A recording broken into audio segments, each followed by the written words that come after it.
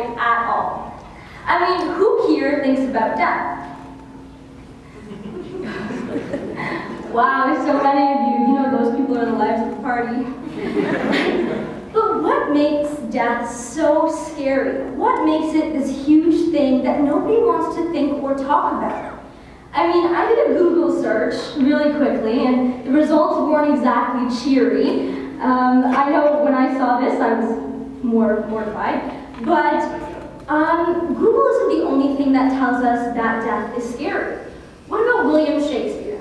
Okay, he's pretty famous. You guys may have read some of his plays. And you know his take on death. I mean, let's dissect a couple, right? So Macbeth. Good story, decent characters, but spoiler alert, in the end, everyone dies. Still not convinced? Let's look at Othello, okay? Good story, great characters, but hey, everyone dies.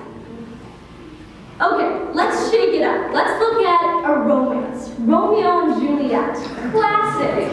Guess what happens? Everyone dies. Okay? Not to mention Shakespeare himself, also dead. So, and death has been a punishment since time. I mean, beheadings, hangings, the Salem witch trials, where if you were different, you were killed. So the facts are that Google knows death is scary. William Shakespeare has been telling us since time that we're going to die. So I see why we're all so shook. I mean, that's not a good thing, right?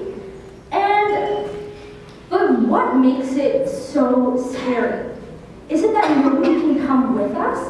Is it that there's no scientific fact proving what's going to happen? I know that personally, not knowing what's going to happen next scares me, because there's no fast forward button on life. You can't just skip to the end and be like, oh, so this is what's going to happen when I die. No, that's not a thing. My grandparents, however, were completely different.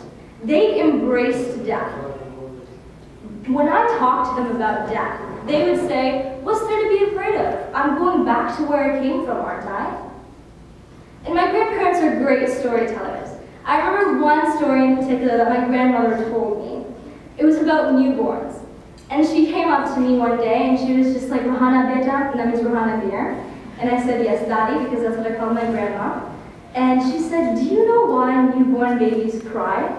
And I just looked at her, like I had no idea where this was going, okay? Because imagine like 14-year-old me, tiny, a little tinier, okay, being asked why newborn babies cry. Like, what am I supposed to think? So she just continued on. And she said, because they were taken from the soul that because they were separated from the soul that they had been taken from. And I just paused. And that hamster inside my brain just froze. And then it started running faster than Usain Bolt. I mean, something inside me just clicked. And I started sprinting, okay? Because this idea that everything starts from one thing, one soul, if you will, and then comes back to it in the end, fascinated me. Because that means that you and I, right here, right now, no matter how similar or how different we are, came from one thing and we're going back. That idea was so intangible to me. And that's why I'm so anxious when we talk about death. Because every time this topic comes up, so many questions go through my brain. Like, when I go back, is there going to be a test? Am I going to pass? Am I going to fail? If I fail, do I get to come back to Earth? Then do I really want to pass or do I want to fail? What if I'm not ready? And then something hit me. What if, right here, right now, this is my test? And my grandmother thought she broke me because I was completely silent on the inside. Like, this was all running through my brain when she was telling me the story. And I normally don't, I'm not quiet, so, you know, she was very scared.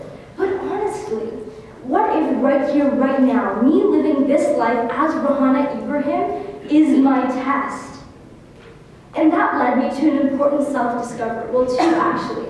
Number one, I always have to be on my A game because life is just one big test set every student everywhere. And number two, that it doesn't matter what status I achieve in this life, but how I live it and how I impact others around me. It doesn't matter whether I live the life of a prince or I live the life of a pauper, but whether I'm a good prince or a good pauper to everyone and everything around me. It is my actions that count, not my grades. It is my words that matter, not my paycheck. And it is the deeds that I do that make me me and you, you. And I think that once we come to terms with the idea that we're not here forever, once we come to terms with our finality, and we realize that we need to do what we can to make this right here, right now count, okay? To leave a legacy, okay? To make us the best possible people that we can be. Once we realize that, then we figured it out. We have cracked the code to living life. And this all happened because I asked the question, why am I going to die? And so I ask you now, ladies and gentlemen, who here is going to think about death?